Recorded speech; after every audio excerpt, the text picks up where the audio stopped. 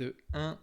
Eh ben, bonjour à tous, bienvenue sur la chaîne The French Boat. J'ai le grand honneur de recevoir Tristan. Pour la petite anecdote, Tristan, je l'ai suivi au tout début. C'est lui qui m'a fait un petit peu rentrer dans l'intelligence artificielle avec des vidéos qui étaient super ludiques.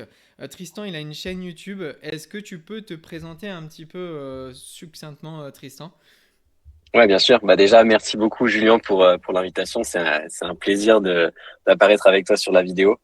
Donc pour ceux qui me connaissent pas, donc je m'appelle Tristan, j'ai 23 ans et donc moi j'ai créé une entreprise, donc ma propre activité pour déployer en fait de l'IA et de l'automatisation dans les entreprises.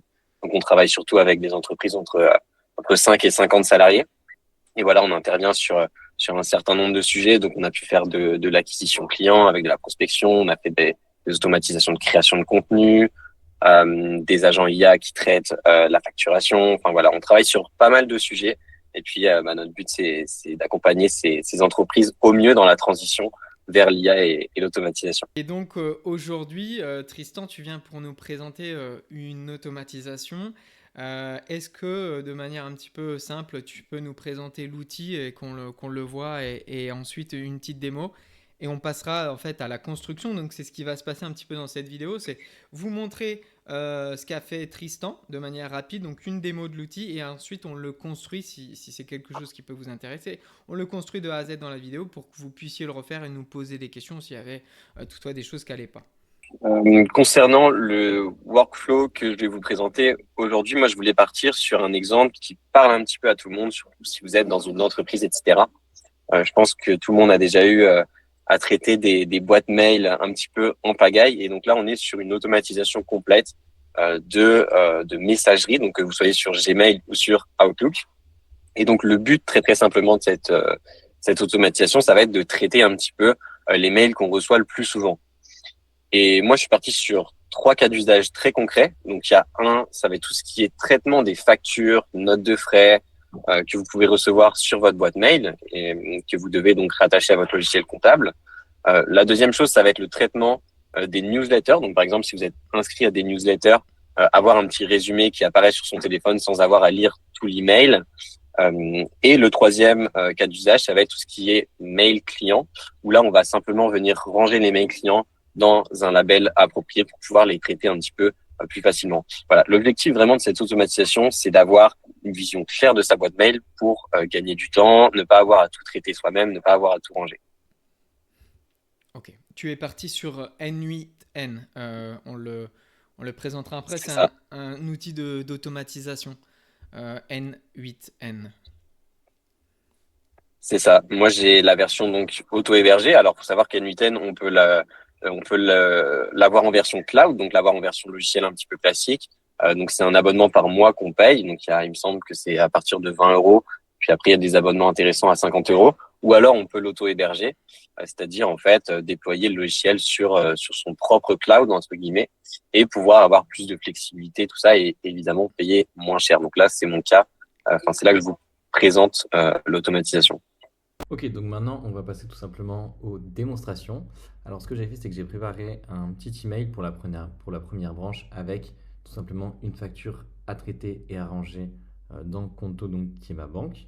Donc ce qu'on va faire, c'est qu'on va cliquer sur Execute Workflow. Et donc moi je vais m'envoyer l'email avec la pièce jointe avec la facture en pièce jointe. Et maintenant que l'email a été reçu, ça va donc déclencher le déclencheur donc, qui est branché à mon adresse email et ensuite la facture va être traitée directement. Donc c'est ce qu'on va voir. Et donc là, on a tout simplement le reste du workflow qui s'exécute. Donc les modules Google Drive, l'OCR Mistral.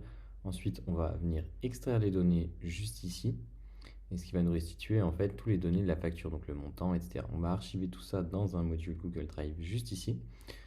Et ensuite, c'est là qu'on va venir justement lister les transactions dans Conto qui correspondent. Et puis ensuite, le tout va être rangé dans Conto et marqué comme lu et un label va être attribué sur mon email.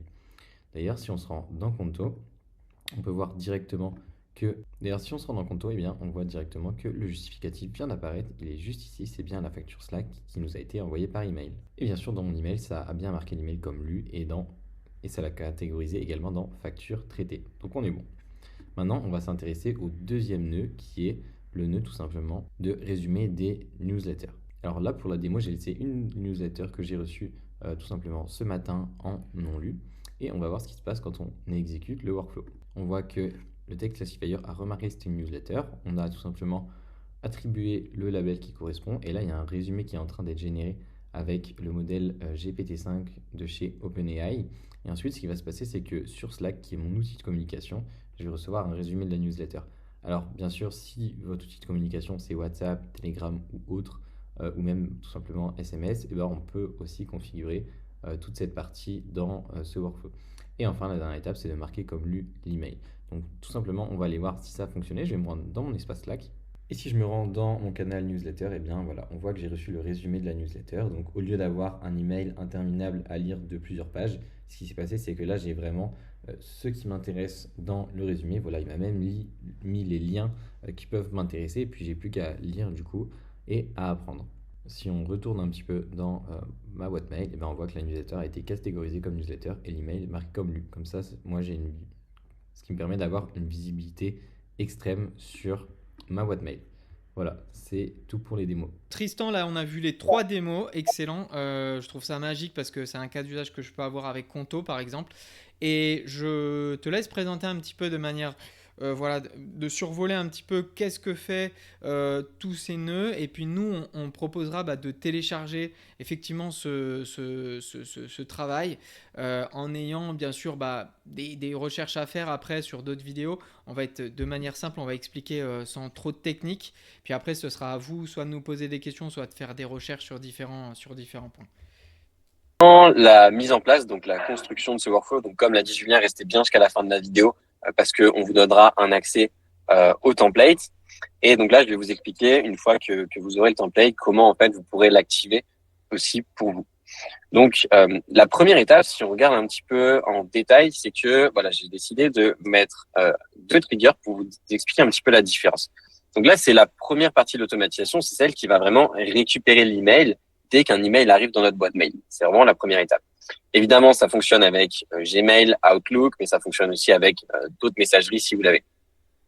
Le premier point sur lequel je voulais passer, c'est qu'il y a 2 en fait événements déclencheurs différents sur ces boîtes mail. Donc, il y a évidemment les nœuds natifs, donc tout ce qui va être nœud Gmail, nœud Outlook. Et il y a les email triggers, donc, mais cette fois, qui fonctionnent avec IMAP.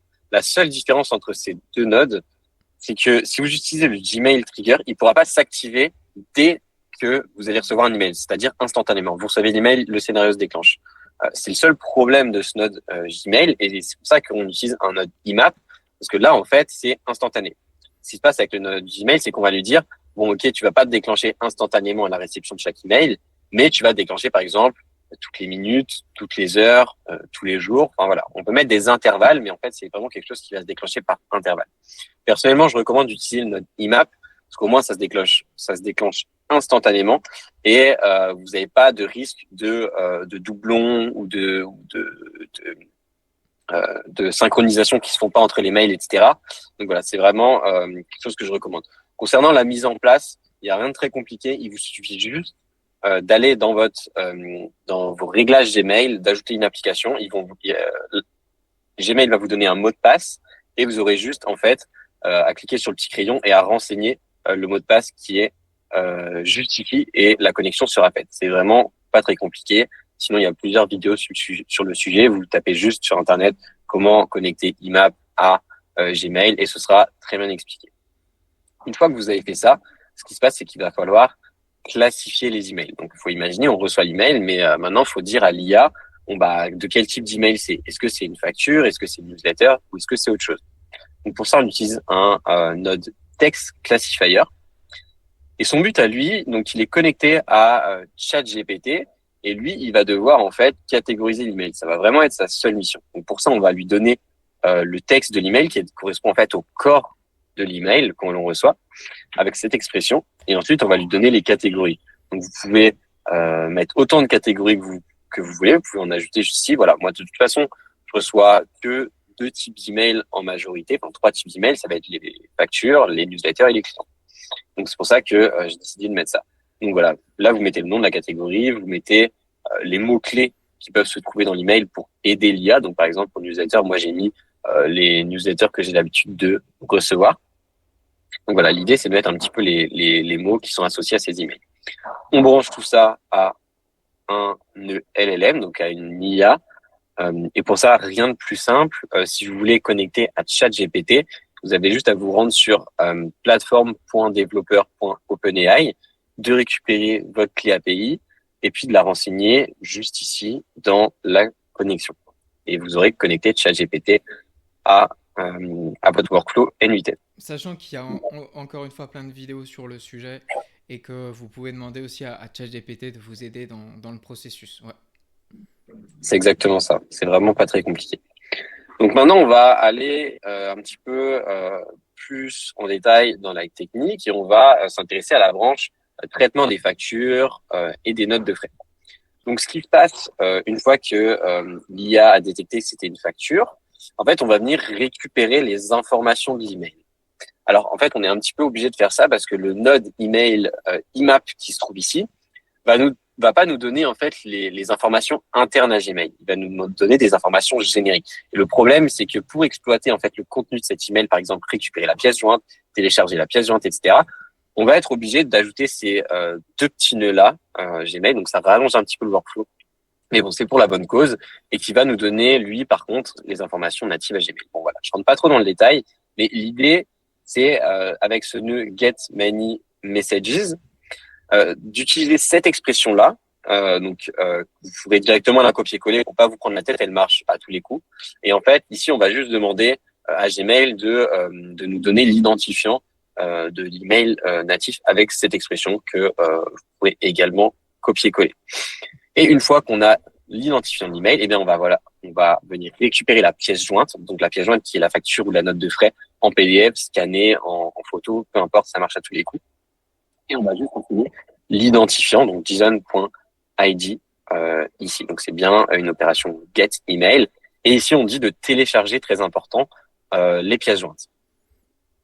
Une fois qu'on a téléchargé les pièces jointes, on va vérifier s'il y a une pièce jointe. Alors s'il n'y en a pas, on ne pourra pas associer le justificatif par définition dans Conto. Donc on va juste attribuer le label disant que c'est une facture à traiter.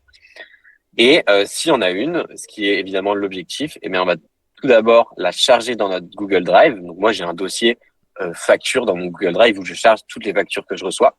Donc là ça se fait automatiquement. Pour ça, on a juste à renseigner l'ID de notre dossier. Donc un ID Google Drive, pareil, il y a plusieurs vidéos sur le sujet. Ça correspond tout simplement à la suite de chiffres et de nombres qui se trouve à droite de votre URL. Vous avez juste à la renseigner ici. Alors, concernant les connexions, donc pour connecter Google Drive à N8N, tout ça, alors là, c'est un processus qui est un petit peu plus complexe. Il y a beaucoup de vidéos sur le sujet également. ChatGPT s'y met très bien, comme dit Julien. Donc, je vous invite à lui demander le processus et vous pourrez facilement faire la connexion. Mais voilà, l'idée, c'est vraiment de charger cette facture dans notre drive automatiquement. Ensuite, on va devoir obtenir un URL public. Et pour ça, on va tout simplement connecter un deuxième nœud Google Drive qui s'appelle donc File et l'opération c'est Share, juste ici. Et on va lui donner l'ID de notre fichier qu'on a récupéré juste avant lors du chargement de la facture. Les permissions, c'est très important. Il faut en fait qu'on mette sur Writer, donc c'est-à-dire peut modifier, et sur tout le monde.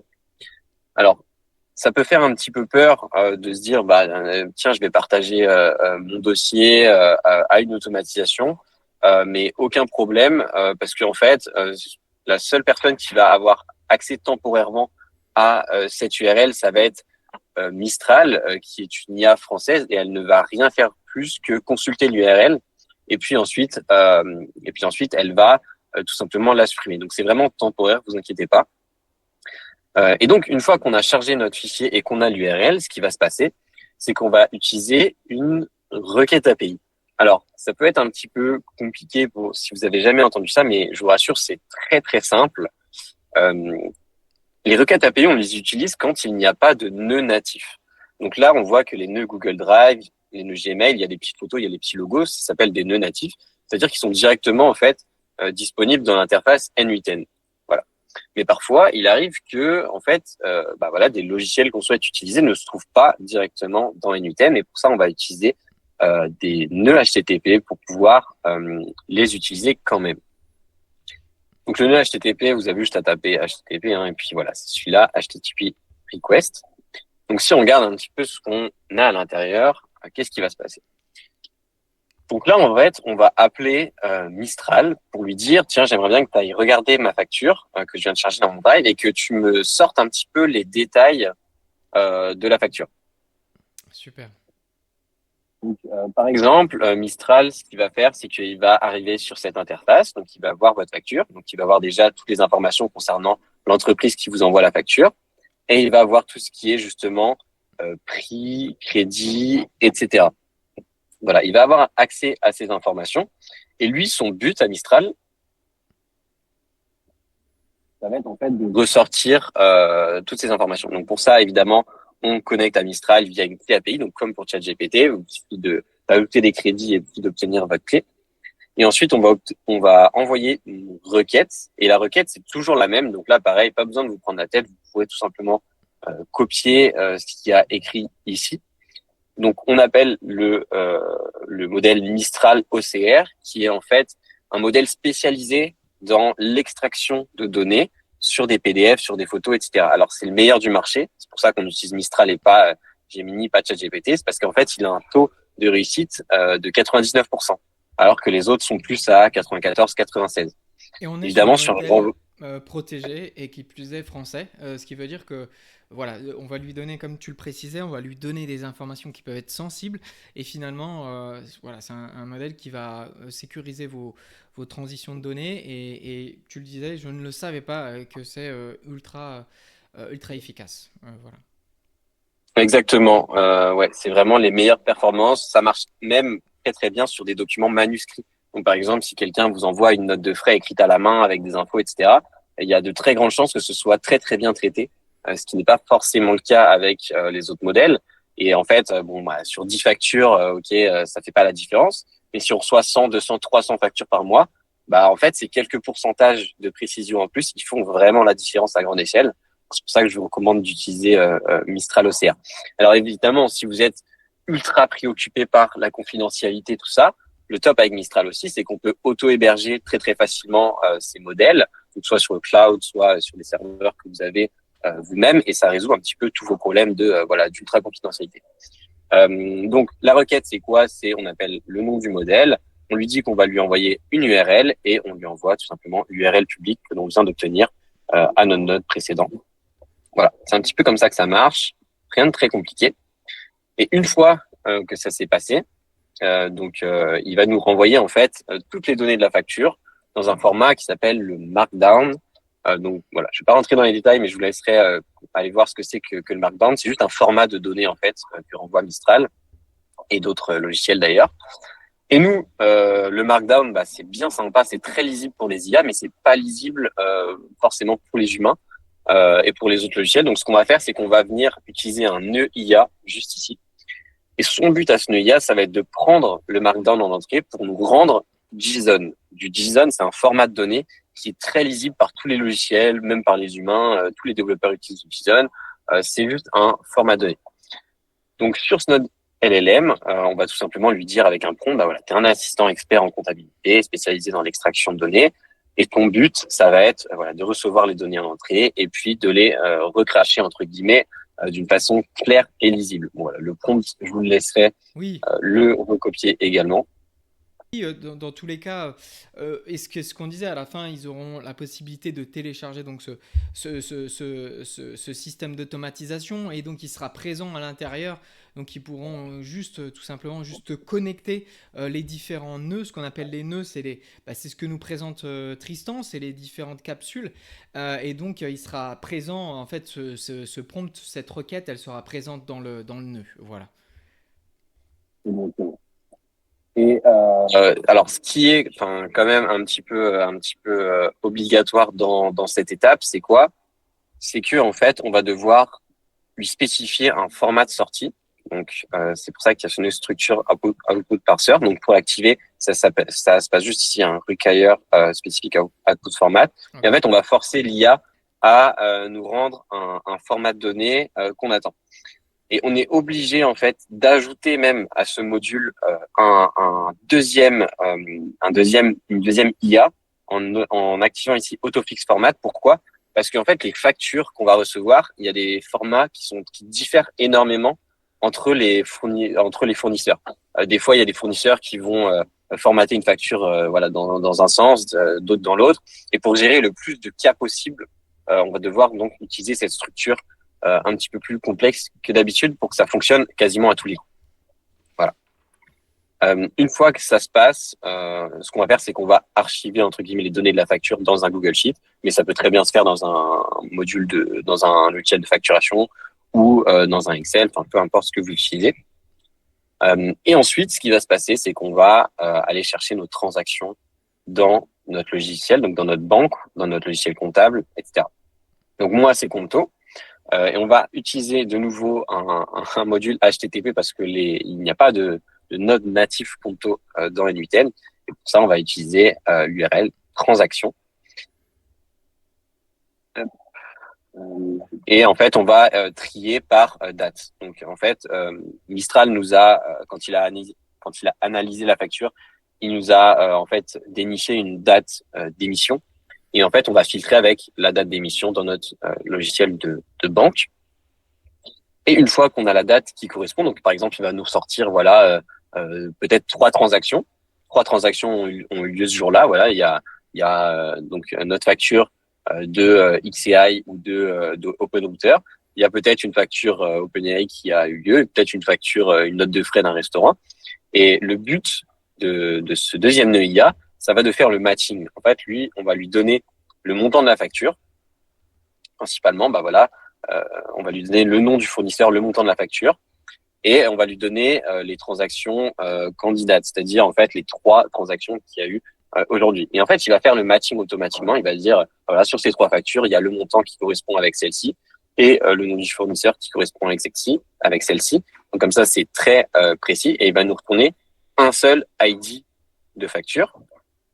Et le but, quand on arrive ici dans cette dernière étape, ça va être tout simplement de charger ici la facture dans la transaction donc sur Conto pour que la transaction soit justifiée. Donc pour ça, on appelle tout simplement cette URL. Pareil, vous aurez juste à... Une fois qu'on a associé le document, bah, c'est fini. Et puis là, il nous reste juste à attribuer les labels et à marquer comme lui le message. On a traité notre facture, notre note de frais. Ça, c'est sur la première branche. Ça, alors, je vous rassure, c'était un petit peu la plus technique, mais aussi la plus intéressante, parce que c'est là qu'il y a vraiment, je trouve, moi, de la valeur, du temps gagné sur cette automatisation. Et maintenant, qu'est-ce qui se passe si on reçoit une newsletter? En fait, on le voit ici, c'est en vert. On va venir, comme pour la facture, récupérer l'ID de l'email, attribuer le label. Et ensuite, ce qu'on va faire, c'est qu'on va faire un résumé du corps du mail, donc se trouve notre newsletter. Et pour ça, on va utiliser un ELLM, rien de plus compliqué que ce qu'on a vu auparavant. On met un petit pont pour lui dire, bah voilà, t'es un expert pour résumer des newsletters. Voilà comment tu dois un petit peu structurer de façon sympa ton résumé. Et pour ça, on utilise le modèle GPT-5, que voilà, c'est le dernier. Ça peut donc là, c'est à vous de voir. Hein. Si vous souhaitez vraiment que le résumé soit pertinent, par contre, ce sera un petit peu plus lent. Bah, moi, j'utilise GPT-5. Je trouve ça très très bien. Par contre, voilà, vous pouvez très bien utiliser des modèles plus légers qui feront aussi très bien le travail. Et ensuite, tout simplement, on met le module de messagerie donc que l'on souhaite. Donc moi, j'ai mis Slack parce que je travaille sur Slack.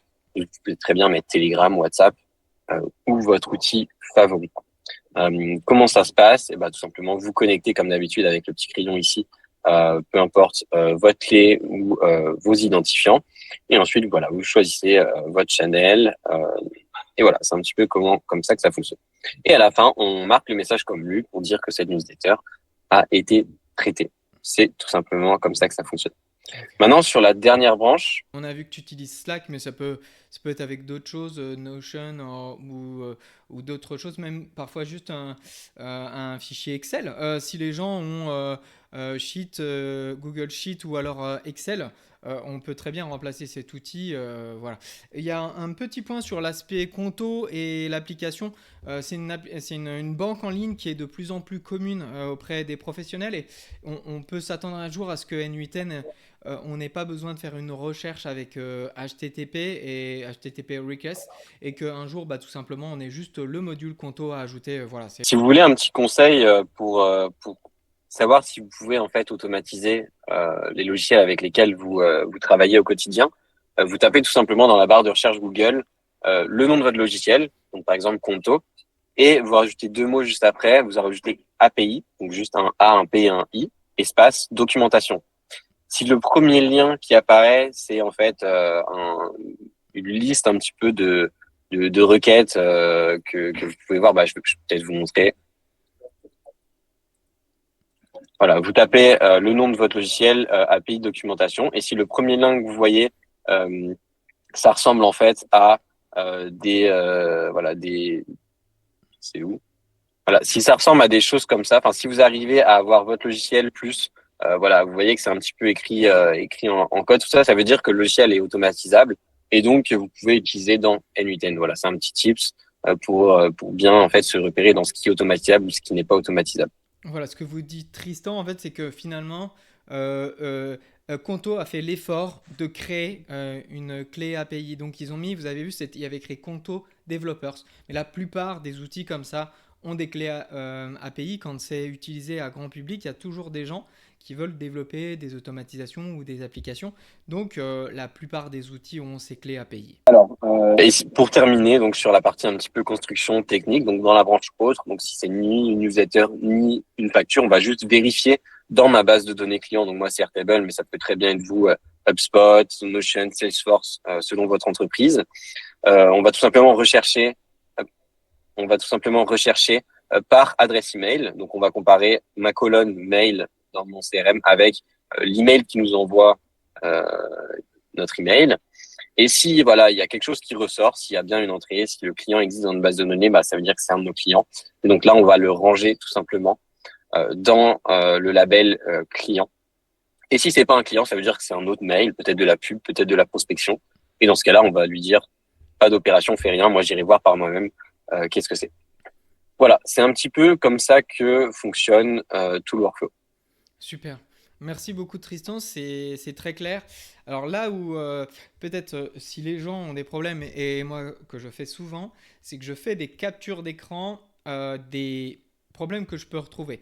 Un problème qu'on peut retrouver, ça veut dire que c'est un nœud qui peut être en rouge, c'est-à-dire que on peut avoir un nœud qui ne soit pas bien connecté et donc qui apparaît en rouge sur notre logiciel N8N, sur notre application. Et du coup, vous avez juste des fois à cliquer sur le nœud, à présenter le problème, à l'envoyer dans le chat GPT et j'ai résolu beaucoup de problèmes comme ceci.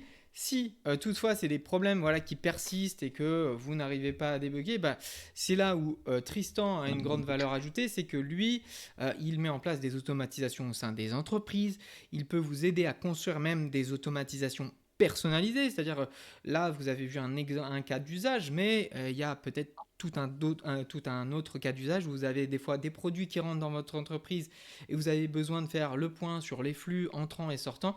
Et bien, tout ça, ça s'automatise, ça fait gagner du temps, ça fait gagner de l'argent pour votre société et parfois même des fois à titre à usage personnel. Il y a des gens qui sont en freelance, qui ont une petite entreprise, bah, c'est des choses qui vous font gagner beaucoup de temps et de l'énergie finalement. Pour finir un peu cette vidéo, est-ce qu'on va repartir sur l'écran, si tu peux peut-être enlever ton écran et avoir nos deux. Est-ce qu'on peut avoir toi ton contact un petit peu, où est-ce qu'on peut te retrouver, quel est le nom de ton entreprise parce que je crois que tu ne l'as pas donné, où est-ce que tu es présent, tu es présent vachement sur YouTube. Moi, c'est comme ça que je t'ai découvert. Donc, je les invite à regarder ta chaîne YouTube. On le mettra en lien. Mais voilà, présente un petit peu, voilà, donne des liens ou des endroits où les gens peuvent te retrouver. Ouais, bien sûr. Alors, si vous voulez un petit peu suivre tout ce que je construis pour mes clients, parce que je partage énormément en public tous les workflows, tous les agents IA, tout ce que je peux construire et que j'intègre en entreprise pour mes clients ou alors que je développe pour moi-même, vous pouvez tout simplement me suivre sur LinkedIn. C'est là où je serai le plus joignable. Donc, on mettra, je pense, mon LinkedIn en description. Et puis, n'hésitez pas à m'envoyer un message si vous avez des questions sur ce workflow. Donc, voilà, vous pourrez me contacter sur LinkedIn. Et si vous souhaitez voir plus de vidéos de ce type, vous pouvez aussi regarder sur ma chaîne YouTube. Euh, où vous pourrez voilà, voir toutes les vidéos. Je pense qu'on en fera d'autres probablement avec Julien aussi. Donc n'hésitez pas à aller voir tout ça. Et concernant le workflow, je pense que Julien, tu pourras le mettre en description directement téléchargeable Tout à fait. depuis la description. Vous pourrez tout simplement aussi cliquer le lien qui se trouve dans ma bio YouTube et récupérer le workflow dans un groupe que j'ai créé. Tout à fait. Donc, je vais annoncer comment ils pourront récupérer le workflow, mais peut-être te donner. Donc, ton entreprise, c'est Flowy, Ouais. Flowi. Tu as un site internet aussi, donc L'entreprise, c'est Flowy. Alors, j'ai pas de site internet. ah, C'est pour pardon. ça que je dis, vous pouvez me contacter principalement sur LinkedIn. Donc, voilà, n'hésitez Ok. pas. Eh bien, on fait comme ça. Alors, pour récupération du workflow, ce qu'on fera, c'est qu'on vous met un lien en bas de cette vidéo et vous avez juste à cliquer à rentrer votre adresse email et c'est pas automatiquement on vous enverra du coup ce workflow. Vous aurez juste à l'ajouter dans l'importation. Est-ce que tu peux montrer peut-être l'endroit, tu sais, sur N8N pour importer, nous on le mettra en format JSON et leur montrer peut-être comment intégrer de manière assez simple sur N8N. Ouais, tout simplement, quand vous aurez téléchargé le workflow donc depuis la vidéo, ce qu'il faudra, c'est vous rendre sur votre instance N8N, donc c'est-à-dire dans votre accueil, vous créez un workflow tout simplement en haut à Super. droite. Et ce que vous allez devoir faire, c'est cliquer sur ces trois petits points et cliquer sur Import from File et tout simplement choisir donc le fichier JSON que vous aurez téléchargé. Ouais, super. Et donc, ouais, vous l'importez et vous allez voir. En fait, ce qui va apparaître, c'est exactement, voilà, vous allez voir, c'est un peu la magie de tout ça. C'est que vous allez avoir tout ce workflow qui va être présent. Il n'y a pas énormément de magie parce qu'il va falloir connecter tous les outils ensemble. Si vous avez des fois des difficultés, je vous le dis, capture écran GPT ou questions, vous venez nous poser des questions. Et puis, ben, en tout cas, je vous souhaite, merci de nous avoir regardés. Je vous souhaite de progresser grâce à l'IA. Il faut continuer à l'utiliser. Alors des fois c'est difficile parce que les gens entrent et ont beaucoup de mal comment dire, à l'implémenter. Bah, on est aussi un peu là pour ça avec Tristan, c'est aider les gens à mettre ça en place dans leur entreprise. Donc n'hésitez pas à contacter Tristan et puis je vous dis à très vite. Merci à tous. Super.